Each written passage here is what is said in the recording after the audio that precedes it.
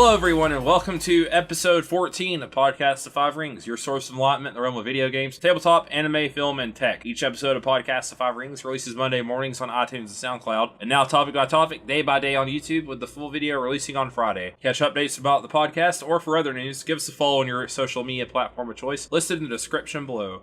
I'm your host, GM and overseer of Podcast of Five Rings, Obsidian, joined only for this episode by the resident wildcard now. Once again, I am announced last. How rude. But first, also. Wow. There's a first time for everything. This might be... I'm not going to say that prematurely. There could be other episodes where we only catch the two of us. Tetsuo and Meta are not here. They had to bounce out. We're recording this the same day as we're recording our E3 podcast. Yep. So you're getting not much of balance of the Five Rings. You're getting a lot of video game and a lot of tabletop or L5R. Yeah. They certainly have the most life out of the four of us. Oh, yeah, for sure. We're both single and ready to mingle in video games and L5R. Oh, baby. Yep, so this week we got the Lion Clan card focus, the article from FFG called Masters of War. In our last episode, we talked a little bit about the line fiction and Kodo Todori and Matsu Tsuko and all our favorite line personalities from the Clan War. So if you didn't get a glimmer of kind of what the line are about, you'll probably see a bit of it here in these mechanics. Oh, so good. Yeah, I'm pretty happy with the line cards. We're going to get right into them. We got personalities first, just like last time, and we're going to start with Master of the Spear. Master of the Spear is a 3 fate cost. The first skill I list is going to be military. The second is going to be political. So a 2/2, 1 glory, Bushi, action. While this character is attacking, your opponent must choose a participating character he or she controls. Move that character home. Removes the defender. The stats, 3 for 2/2 is decent, but the ability is kind of the A part, only because your opponent gets to choose. Yeah, but it still makes someone leave. So. It does make someone leave. It's going to remove some skill. It's definitely an ability you probably want to use early on just to get the most value out of. Yeah. If any of these clans end up being like all in on only a few people, it's going to be real good against them, basically. Yeah.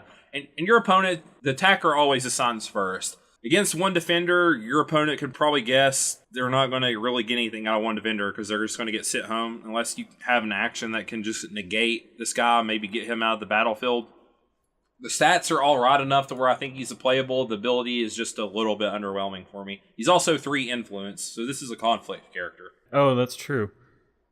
Surprise.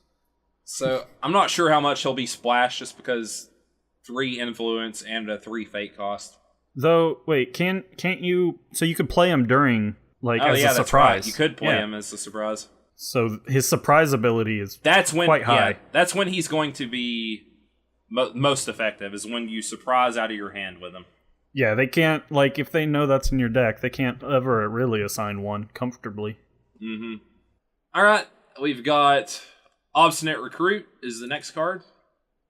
Obstinate Recruit is a 0 cost, 2/0. Bushi with 0 glory. If an opponent is more honorable than you, discard that character. Yeah, I mean, that's probably going to happen quite a bit. Or not, Line, I'm betting start with the highest honor, just like the old game. Yeah. I believe they start with 12, and Cranes start with 11. So you're generally going to have higher honor. You're going to want to bet low as Lion on the draw phase. You're basically going to lean on this is something we talked about in the article. Line is all about swarming, getting lots of bodies on the field. They have lots of ways to flip their provinces, their dynasty provinces after you purchase characters to get more than 4 cards. So they're going to lean a lot on dynasty pressure rather than conflict hand pressure. Definitely. I think he's a staple just at 0 cost. 0 cost for 2 military skill is really good. He's going to be worse, obviously, against Crane. Yeah. Because Crane are going to be able to keep up with you a little bit, but still, that's not something that you should necessarily... That's not a reason you shouldn't have him in your deck. No. Yeah, I was only thinking like that, but yeah, there's just going to be a lot, like, against, like, Scorpion or stuff, he's never going to go away unless they kill him directly. Yep, or even maybe Unicorn or Dragon. or Crab, some of the lower honor clans. He's just super good. Yeah, he seems quite like an easy in. Alright, next we got Vengeful Oathkeeper. He is a 2 fate cost, 2/1 Bushi with 0 glory. Reaction: after you lose a military conflict, put this character into play from your hand. He has 2 influence.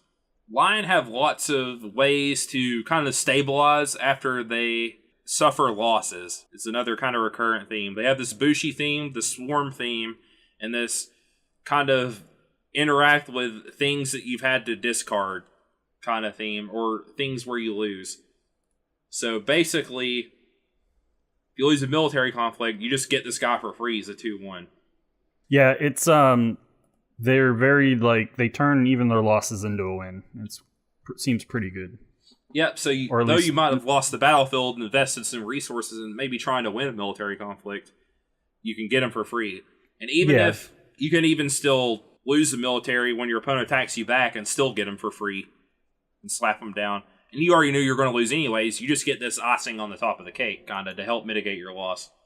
The 0 glory is kind of 2 fate, but if you get them for free, you're going to be happy. Right. If you pay for them, you're not necessarily going to be happy.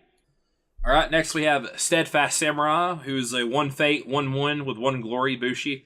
Forced reaction. So apparently reactions you're going to get to choose, I'm guessing. Unless they say forced reaction. Yeah, I guess it's like a maybe. Or it triggers and then you're like, I don't want to. So forced reaction, after the fate phase begins, if you have at least 5 more honor than an opponent, this character cannot be discarded or lose fate this phase. I mean, I'm seeing a theme, and already his stats seems are good. pretty good. Yeah. Already his stats are good, and this ability, again, is just kind of icing on the cake here. You get, like, even 2 free turns, and you're real happy about it. The pressure on some of the lower honor clans who are going to be risking their honor to keep card advantage, they're going to be giving you honor by betting high, and if you got 5 or more, oh my gosh. Getting him, like, him not dying because you have more honor, like, it's basically card advantage. Like, it's getting a free 1/1 for another turn. So, yep, he could end up giving you profit, like net fate gain, basically. Right. And always be on the board. Line are always basically going to have characters on the board. Unless they're doing something wrong. Unless you're doing something wrong or you got bad flips or something. So I really like Steadfast Samurai. Just 1 fate cost is really good for those stats. Alright, next we have Kitsu Spirit Caller. This is one of my favorite cards that was revealed. Ooh, yeah. 3 fate, 1 military, 3 political. Shugenja Water, 2 glory. Action. During a conflict, bow this character. Choose a character in one of your discard files. Put that character into play in the conflict. If that character is still in play at the end of the conflict, return it to the bottom of the deck. Likening it to Magic, since I've played a lot of that, like, Reanimator is one of my favorite things to do. So, like, if they end up giving Lion if you're able to build a whole Reanimator deck theme out of it, I will be so happy. You're just really seeing out of these cards the amount of dynasty pressure and stabilization that the Lion can keep. The character doesn't even have to be at the battlefield either. You do have to bow it to pay it as a cost. Maybe you'll be able to bring back someone who can unbow someone. Talk about the value. Maybe you see Toturi early. And you have to... So buying him might not be that bad on first turn for Lion. You see Toturi early, you get him out, you know you got some Kitsu Spirit Callers in your deck, maybe you hope for one. You get it, you can buy Toturi back for a turn. Right? Yeah, it just... I love this card. Yeah, it seems really good. They seem to be... More so than the Crane, they're like really leveraging the fact that you can't. You're not going to be one to spend a bunch of honor. Yeah. And maybe, like, well, I think we heard that it's going to be, like, an actual honor victory is going to be a bit difficult in core. Yeah. So maybe the Crane will want to, like, be able to spend a bit more honor than the Lion will want to, because they seem to have a lot of triggers, but, like, they're really building in the advantage of the other, like, card advantage and whatnot in the Lion. Yeah, and I'm just happy with what I'm seeing out of Lion so far. Yeah. Whereas the Crane are kind of... It seems to me Crane are going to be big bodies with political skill. And they got some decent military guys like Kaizen, the Kenshinzen. And you can build even with Lion guys. They're going to have, like, big bodies But just the lion, just overwhelming swarm. Yeah. And the way the Bushi stuff ties, and the constant dynasty pressure to help balance out their only wanting to usually draw one to turn is just really cool. Right, yeah, they're really I'm a big fan of like the aggro with good abilities, basically. It's pretty cool. Next we have Venerable Historian. This was not actually in the article, but in the video with I can't remember their name. Team Covenant. So Venerable Historian, 2 fate cost, -1, 3 glory. Courtier Scholar. Action. While this character is participating in a conflict, if you are more honorable than your opponent, honor this character. Oh boy. Yep, so comes right into the battle. You're generally going to be more honorable unless you're in the mirror or playing against Crane. Or maybe Phoenix, depending on where they start honor total-wise. And 4 political skill is a powerhouse. Yeah, like playing this on turn 1? Jeez. Yep. Turn 1's going to be great, especially against Crane. She's going to be a really good chump blocker. She can even swing on provinces very well for political. So, I mean, she's going to be kind of like where the Crane, I think, are the big body. She's going to be like your one big body that you probably political attack with. Maybe with like 1 or 2 other characters, like Matsu, the brawler, Matsu's Prod Brawler.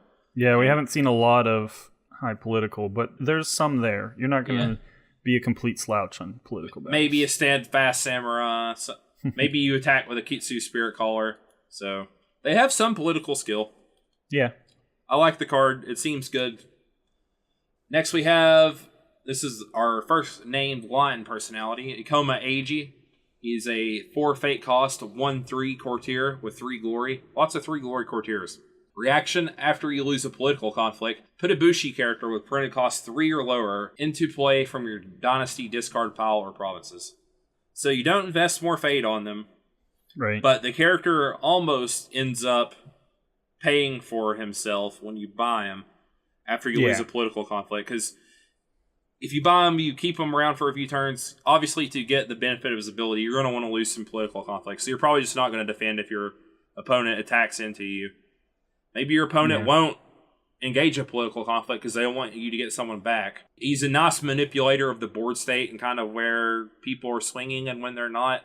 So I like him for that. And just the way he pays for himself. If you invest another fate on him, and as we've kind of learned from FFG when they've talked about the game, you're going to want to invest more fate on your bigger ability, usually higher costed characters. Yeah. So you're probably most of the time going to pay 5 for him. That way he ends up paying for himself. If you get to use that ability twice, he's golden, and he's 3 political skill, so he's a solid attacker too. We're seeing it again where they even turn a loss into more value. That's just a really good place to be. And it's very flavorful for the line because they're all about victory is found in any circumstance. Right. Victory is pursuing your goal with everything you have. As long as you do that nobly and justly, then you never truly lose. And this is like a way that kind of mentality they have is reflected. Whereas they might lose characters and get characters discarded in battles, but they turn that into a gain and a small victory. So I just think that's a neat tie-in. Yeah, definitely. All right, next we have Matsu Bayona.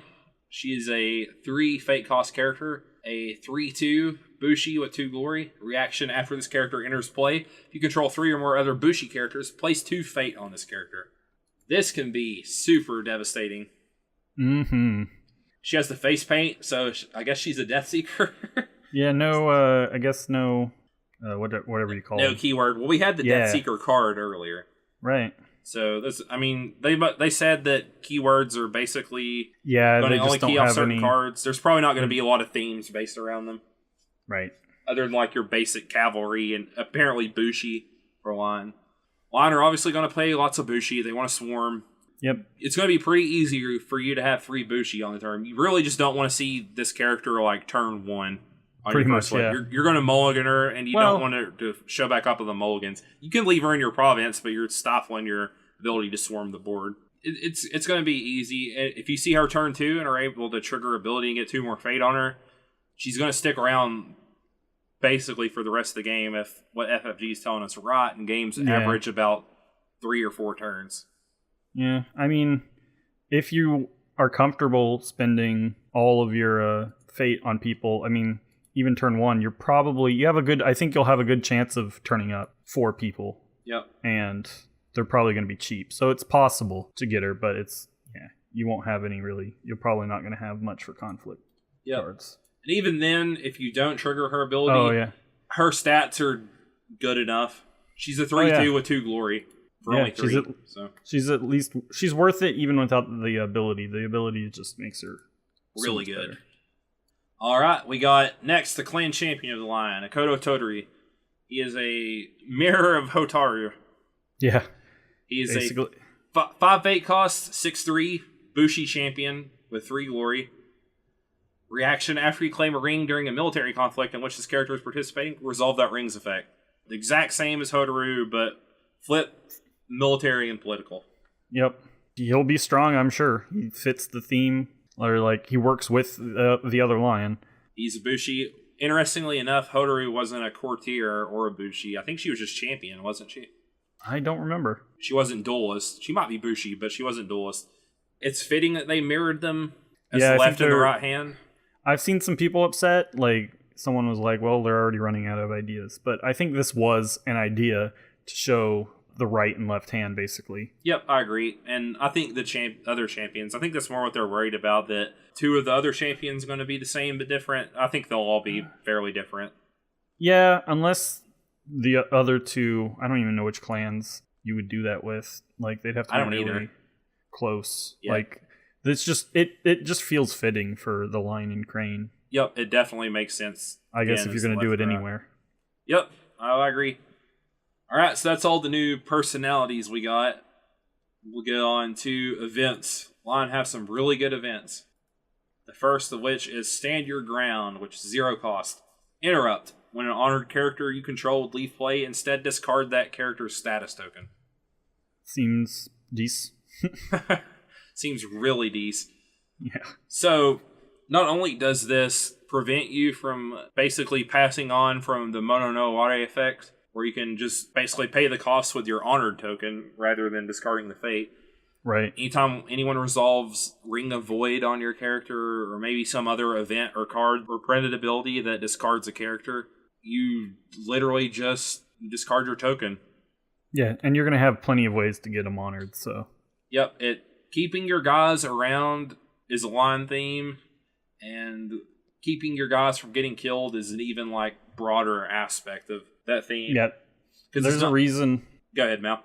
I was just going to say, there's a reason they wanted to fix Fate to a fairly standard generation against everyone, and being able to get out more advantage for the effects that it would cause seems like a good deal.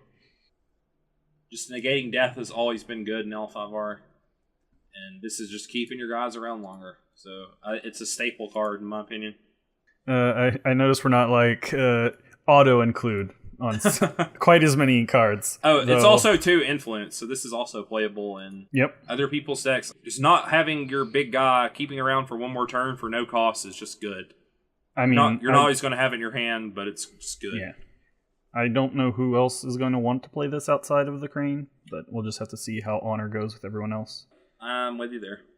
All right, we got Strength in Numbers is our next event. It is a 1 cost action. While you are the attacking player, choose a defending character with glory X or lower.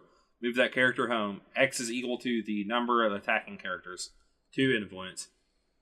So rewards you for doing what you're probably gonna for playing how you're probably gonna play. You want to swarm. Most characters, I don't think we've seen a character with a glory higher than 3, right? I don't believe so. It probably would have been a champion if we did. You're usually gonna swarm with 3. If they're going to really commit to defend it, they're probably going to have 2 or 3 guys. You get to remove their best one and choose. So, just a great card. Yeah. A little bit of removal. Yep. I'm not sure that many people are going to splash it for 2. Right. But it's great, because most clans probably aren't going to be very swarmy. But it's good for what it does. Mm-hmm. Good for the line. Alright, next we have For Greater Glory, a 1 cost event. Reaction: after you break a province during a military conflict, place 1 fate on each participating Bushi character you control. You only play this once per conflict. This seems sick. Yeah, it's really good. 3 influence also. There's a reason it's 3 influence. Yeah. Pays for itself multiple Hopefully, times. yeah. If you can get more than 3 influence out of this, man. It's if you get more than 3 influence out of it, you're probably going to win the game. Yeah. You're going to be in a really good position. If you get 3, you're super happy. If you get 2, you're happy because it's paid for itself and won over. So, this is an auto include. This is the first one Yeah. I'll say is auto include in every line deck. Just super good. Free money. Right. One Koku got banned for a reason. All right, we have next our last event. 0 cost, Way of the Line, Philosophy. Action. During a conflict, choose a line character. Double the character's base military skill until the end of the conflict. That force bump. This is very classic line playstyle. Yeah. I mean, they've always been kind of swarmy, but is more reliant on force boosting rather than discard pile manipulation or keeping guys from dying. So just a little bit of flair. It's a good card. base has to mean like before anything else has ever touched it, basically, right? Like the printed value, right? Yep. So that's good at least, because like if glory affected that and whatnot, Yeah, it doesn't scale and make it completely broken. But still, being able to spin this on, like, if you ever hit this on Totori, like, whew. Yeah, oh buddy. And he's honored, then he's a 15 military skill. Yeah. It just makes one of your guys into a juggernaut and makes you go, deal with it. What are you going to do? Yeah, they Bow. have to have an answer. Oh yeah, I have that event that negates a bow too as a line player. So there you go. I can't remember the name of that card off the top of my head, but Me either. all right, we have some attachments here for our next cards. The first one is Sashimono. Is a 2 fate cost attachment +0/+0 attached to a Bushi character item banner. Attached character does not bow as a result of conflict resolution during military conflicts. So This Conqueror, yeah. or if you're the Magic player, Vigilance. Yep. It's probably going to be good, especially if you can put it on someone with high dual stats. Oh yeah, it's going to be super good for that. So imagine getting this on Totori and having him out a few turns. Yeah. And, I mean, it's influence too, so it's definitely splashable. Yeah, I mean... That and others. Having one character be able to participate in multiple battles is just a super strong effect. It was really good in the old game. Getting more value out of the limited cards you're going to have, because it seems like they want to keep to a pretty limited battlefield. Although even like the Swarm Lion, I doubt you'll ever see like the Swarm from the old days. Yeah. But, so getting to just eke out more value for what's on your board seems real good. Yep, and since we have this whole concept of Mono no Water where guys fade in and out, you just don't keep your personalities in play. Exactly. You literally just reap more of the benefit of what you've invested. It's just a really good return of investment card. Mm-hmm. Like 2 cost seems like a lot, but the ability is just really good. Conqueror basically is going to be even better in this game. So, all right, our next attachment is Guidance of the Ancestors. It is a 1 cost +1/+1 condition. Action: play this attachment from your conflict discard pile. 1 influence. Again, just constantly be able to keep pressure. This is a way that you can kind of keep playing conflict cards even while you're building low. It's an attachment you don't mind frivolously putting on someone. Like, you don't get punished as badly. Yeah. For one, it's only 1 for 1. It's a 1 for 1/1. And you can just get it out of your discard pile every time anyways. There's no like exile effects or anything like that keep it out of the game. It's literally, when you play it, you're going to have the option to play it for the rest of the game. Yep, it's always in your hand, so basically. Yep, so always having an extra fate card essentially seems really good to me. I don't know how many other clans are going to splash it. It's cheap. I could see Dragon. They're going to be all in on or their big thing's apparently going to be, or at least partially, attachments. Yep, and it doesn't count as a weapon. See them. It's not restricted or anything, so yeah, I could see them splashing this. Yeah, and it's only 1 influence. I mean, I guess they have to see if there's anything else worth splashing, but this in particular. Yeah, I guess it depends on how many dueling cards maybe they want to splash out of Crane. True. So, all right, let's move on to holdings. We got our line-specific holding was revealed. Staging Ground is a +1 province strength battlefield action. Choose up to 2 face-down cards in your provinces. Turn the chosen cards face up. So again, talking about keeping the constant dynasty pressure. This card lets you basically flip more and have the chance to get maybe more 1 fate cards or 0 fate costed cards from your dynasty. Yeah, I provinces. I think they showed this off already in like the fan of holdings. Yeah, it seems kind of familiar. Yeah, but again, more value out of your dynasty. Will line deck themselves potentially in the dynasty deck. They'll have the honor to survive it. Yeah, for sure. I'm also noticing that a lot of the clan specific holdings are or the Crane one we saw and this one were +1. So that might be something recurring. I don't know. I don't know how many. I mean, outside of the crab, probably not going to see a whole lot of holdings from anyone else. Yeah. Or more than 1 or 2. Yeah, just imagine like flipping 2 obstinate recruits on this while you have the big honor lead and they come into play honored. You just paid 0 for them. Oh my gosh, that's going to be so good if you hit that. You're going to be smiling. Your opponent's going to like. All right, we got our province for the line, the Art of War. It is a 3 province strength, water. Interrupt. When this province is broken, draw 3 cards. 3 cards. Yeah, that's one way. Just that's a very blatant way to help with the card advantage. Yep, that'll win you the game. 3 cards. Yeah, just like the Crane had their. I think their province also had something to do with helping you keep afloat for bidding low on honor. This you don't mind this province getting broken, and if it breaks at the right time when you're low on cards. I mean, yeah, it makes sense. It's only 3 strength, but I can see why.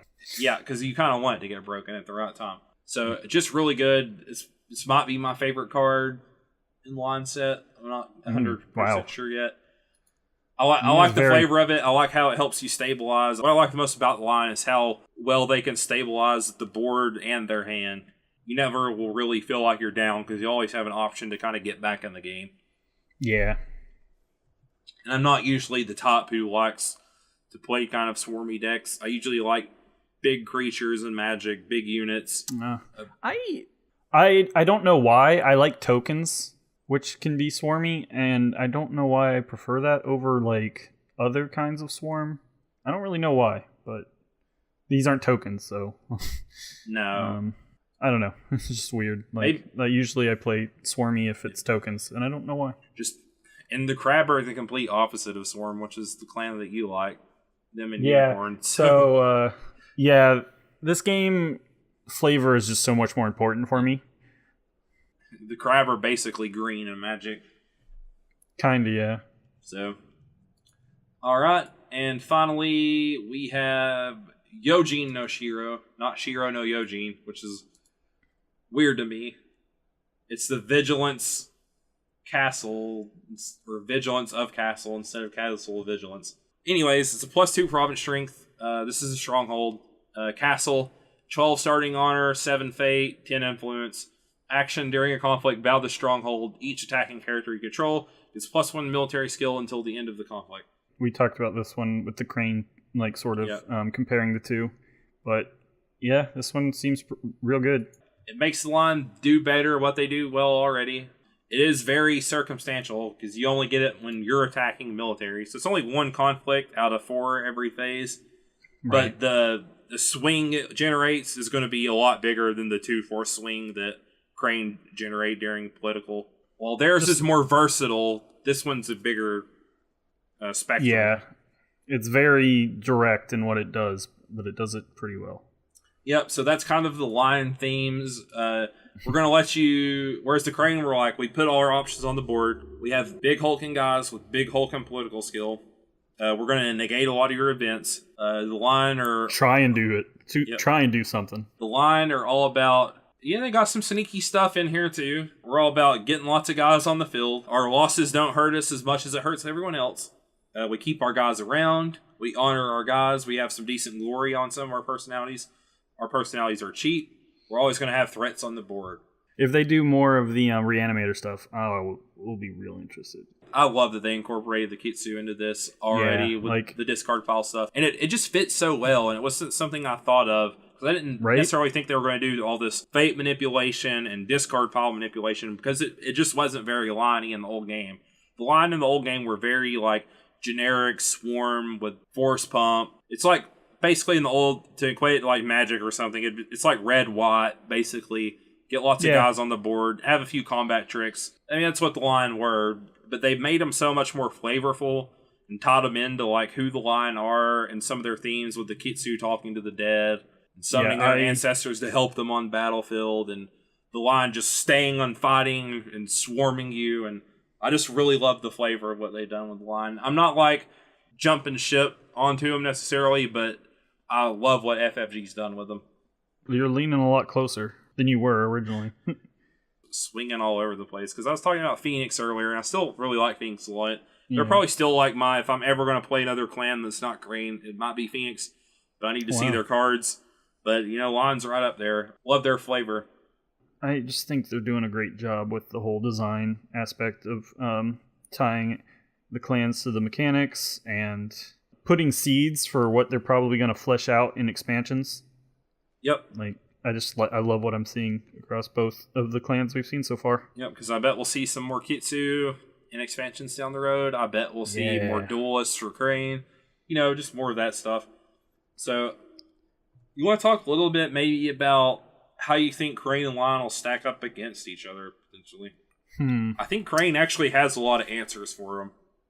Because a lot of Lion's best cards are events. Crane have a lot of event negation. And they have some decent, military skill on some of their cards to defend against people. Yeah, they have bigger people because, the duelist, I think, is 4. I don't know. I could see it very easily just them trading victories. Yeah, and between the Lion with the military and Crane with the political. Yeah, and I think Crane match up well too, just because they want to honor their characters. They're going to keep their honor toll up with you. Cards like Steadfast Samurai and Vengeful Oathkeeper might not be as good against them. Yeah, Crane are going to be able to do the best about probably trying to not let them get the value out of being the more honorable one. So it could be interesting to see how they actually do match up. They've got quite a few effects that are get this effect if you're more honorable, but they're both. You're both probably going to be bidding 1, right? So no honor there. It's all going to be about who cracks the provinces, who gets those Ring of Air effects off, sapping the honor, who passes first. Yeah, also, Lion are probably never going to get to pass first for that extra fate token with trying to swarm the board. So there's that to account for, I guess. Yep. That 1 extra fate could be important. All right, so what's your favorite card you saw out of the article now? Oh, it is definitely the Kitsu Spirit Collar. Just for the effect, and I love the art. The art's good. The whole composition of that piece is just beautiful, in my opinion. It's not a realistic design. It's almost that. It's not quite the classical Japanese painting. Right. It's almost like a more watercolor-y style. Yeah, the ume or whatever. Yeah. But the scene with her, the spirit caller in the field with the ancestor behind her, it's with, I'm guessing with snowfall, it looks like. Mm-hmm. Either that or stars. I'm looking at it right now. But it looks beautiful. I think it takes the place for actually my favorite art even of everything I've seen so far. Oh, nice. I said I was leaning towards Art of War. I think I'm going to go with For Greater Glory. I like the line of line personalities in the art, and it's just a super strong card. The art fits what the card does really well. I like the flavor text, "Our name shall never be forgotten." And I like its 3 influence, so other people can't splash it. Oh, yeah. They gave to Toturi the line you liked from the fiction. Yep. A lion is more than his roar. His mane, his teeth, his heart. A lion is all of these. So good. FFG had a poll on their Twitter account this week, and we were suspecting that Crab were going to be next. FFG had people vote between Crab and Dragon. It was deadlocked at 50-50 for a while, wasn't it? It finished at 50-50, but I'm sure it was the points, the fraction of percentage was more in the Dragon's favor. Yep, so we're going to see some fate token or ring token, fate token manipulation stuff. Maybe some fiction where the dragon are at, and then how they're going to be different, because they were honestly the most bland to me, in my opinion, during the clan war. This also, the vote tells me that they might, which might not help, but that these two probably aren't as connected as the lion and crane were. Maybe none of them are, or the scorpion probably will be, at least with the crane, because the fact that they could go either or means that there's no series of events that matter. I guess we'll have to see if they do that with the rest or not, or at least the other two, right? Mhm. I think the Scorpion are going to go last because, while I don't think it'll be quite exactly the same Scorpion coup, I do think it'll be pretty similar. I think they're going to be the bad guys, although I am hoping that it's more of like a frame job type setup. Yeah, I hope so too. I think maybe why they're tying Dragon and Crab together is they're going to keep the whole Hitomi Yakumo hatred thing going on, where Yakumo killed her brother in a duel. Yeah. I'm not super up on my. I know of the story, but again, I'm not super up on my timeline. So yeah, it would make sense story wise if they released the fiction next week about Hitomi and her mourning the loss of her brother, and you understood why, because this Crab, the heir to the Crab clan, murdered him basically, and then you kind of get in Yakumo's head the next week and maybe see why he did it. Maybe the dragon will murder the crab. Oh, that would be a nice twist on it. A twist. Maybe Hitomi ends up killing Sukune or Ooshi even. These words mean very little to me. I know who Ooshi is. Ooshi's a fan favorite. I hope she doesn't die. Right. I'd love to see her in the card game.